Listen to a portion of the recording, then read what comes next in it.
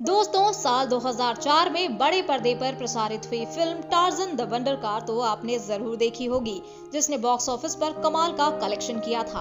हालांकि आपने इस फिल्म की कहानी और सॉन्ग्स को तो खूब पसंद किया होगा, जिसे देखना आप आज भी पसंद करते होंगे। लेकिन क्या आप जानते हैं कि इस फिल्म में कितनी ज्यादा मिस्टेक्स की गई थी, जिनके बारे में जानकर शायद आप भी इस फिल्म को देखना बिल्कुल पसंद ना करें। जी हाँ, हालांकि फिल्म को देखने के दौरान इस बात पर गौर करना थोड़ा मुश्किल है, लेकिन सही बात तो ये है कि फिल्म में सीन्स शूट करने के दौरान कई ऐसी मिस्टेक की गई थी जिसे हटाया जा सकता था, लेकिन इसके बावजूद इन सीन्स को फिल्म में प्रेजेंट किया गया। तो इस वीडियो में हम आपको film Tarzan the wonder car के कुछ ऐसे ही सीन्स के बारे में बताने वाले हैं, जिसमें कई तरह की गलतियां हुई थी, जिसे देखकर आप भी कहेंगे ये क्या है।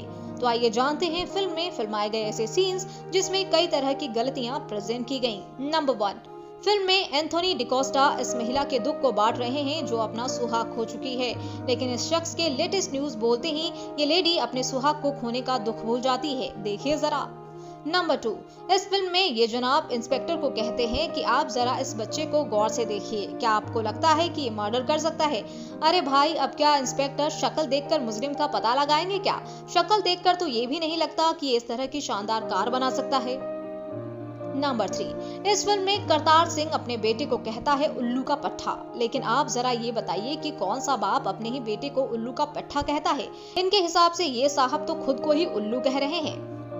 नंबर 4, कुछ सेकंड पहले इस जनाब के हाथों में फेविकॉल गिरा हुआ था और इनके हाथ बेहद ज्यादा चिपक रहे थे, लेकिन इतनी जल्दी इनके हाथ साफ कैसे हो गए, जिनके हाथों में कुछ भी नहीं चिपक रहा है और इनके हाथ बिल्कुल नॉर्मल दिख रहे हैं? जरा सोचिए आप। नंबर 5, प्रिया और राज कार में बैठने से पहले बहुत जल्दी में थे और इन्हें पार्टी में जाने के लिए लेट हो रहा था, लेकिन आधे रास्ते में ही ये कार में इतने रोमांटिक सीन्स क्रिएट क्यों कर रहे हैं? क्या पार्टी की टाइमिंग चेंज हो गई है या फिर पार्टी कैंसिल हो चुकी है? नंबर 6, इस सीन में देखिए आप, इसमें कार पानी के ऊपर चल रही है।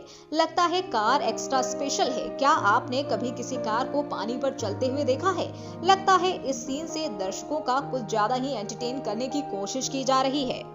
नंबर 7, इस सीन में ट्रक के नीचे जाने पर कार का साइज छोटा हो जाता है, लेकिन ये भला कैसे भूल सकते हैं कि कार में प्रिया और राज भी तो हैं। कार के साइज छोटा होने पर प्रिया और राज का क्या हाल हुआ होगा? बेचारों की तो हालत ही बिगड़ गई होगी।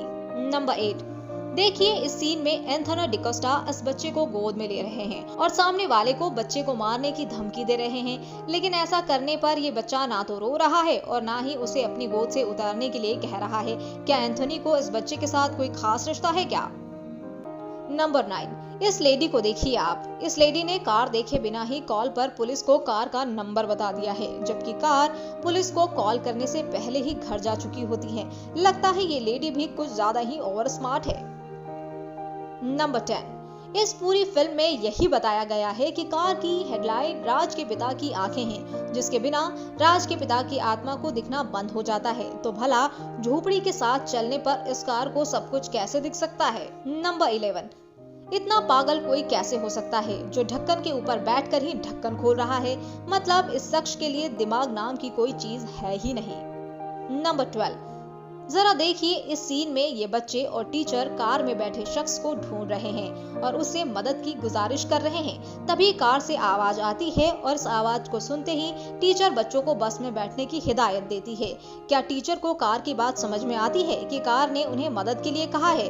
और अगर हाँ, तो टीचर बच्चों को बस में बैठने के लिए क्यों कह रही है? ऐसे में तो कार को डबल मेहनत करनी पड़ेगी। नंबर 13, पूरी फिल्म में लोगों को पता ही नहीं चलता कि कार के अंदर कौन है और कार कौन चला रहा है। तो भला इस मोहतरमा को कैसे पता चला कि कार राज चला रहा है? सोचने वाली बात है ना। नंबर 14, इस सीन में एंथोनी डिकोस्टा अपने बेटे से कहता है कि तुझे इंस्पेक्टर को सब कुछ बताने की क्या जरूरत थी, लेकिन इसके बेटे ने तो इंस्पेक्टर से कुछ कहा ही नहीं। इसे तो सब बात लेटेस्ट न्यूज ही लगती है, तो ये इंस्पेक्टर को कुछ भी कैसे बता सकता है? नंबर 15, फिल्म में कार की हेडलाइट को राज के पिता की आत्मा की आंखें बताया गया है, लेकिन इस सीन में कार की बुरी हालत में भी राज के पिता को सब कुछ कैसे दिखाई पड़ रहा है, वो जब इतनी आसानी से बदला ले रहा है? जरा सोचिए। नंबर 16, जब ये कार इस जगह से इतनी आसानी से निकल गई तो भला राज के पिता की कार को इस जगह से निकलने के लिए कार के टायर उठाने की क्या जरूरत थी? ये कार भी तो बिल्कुल आसानी से इसी रास्ते को पार कर सकती थी ना। नंबर 17, इस पार्टी में बैटरी यानी कि राज नशे की हालत में कांच का गिलास जमीन पर फेंकता है, लेकिन गिलास के गिरने पर आवाज ऐसी सुनाई पड़ती है जैसे खिड़की के शीशे टूटने की आवाज हो। मतलब आप ये देखिए कि सीन्स में कितना ज्यादा शो अप किया गया है। नंबर 18।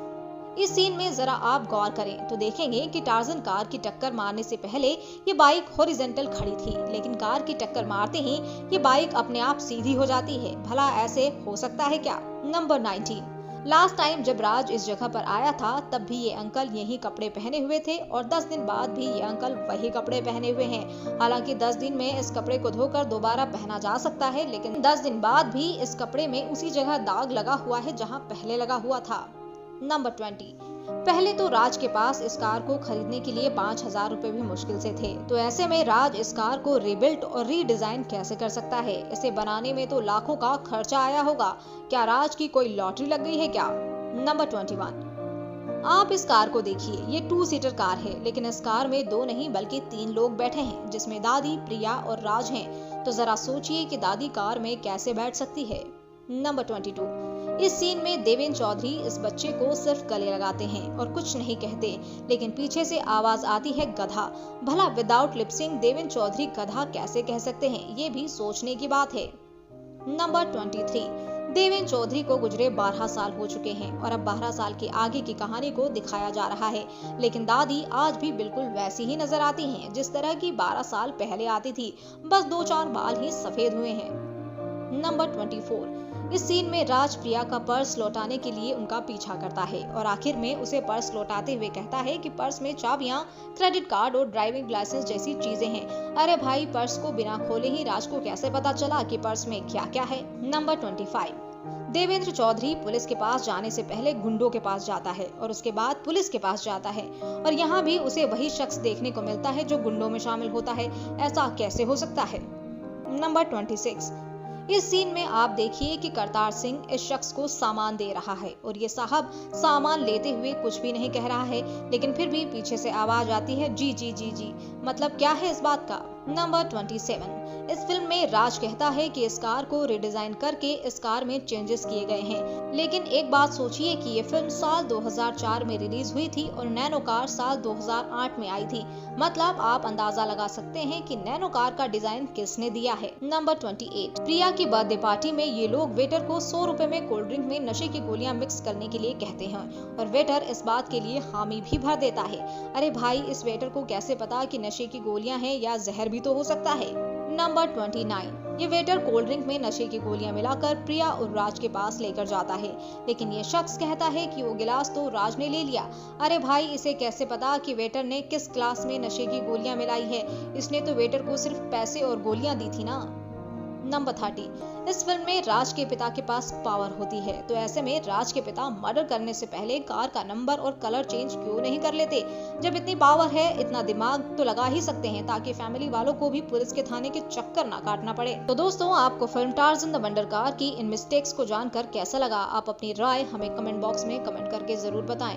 साथ ही बॉलीवुड इंडस्ट्री से जुड़ी ऐसे ही नमकीन और मसालेदार खबरें जानने के लिए आप हमारे चैनल को सब्सक्राइब करना ना भूलें।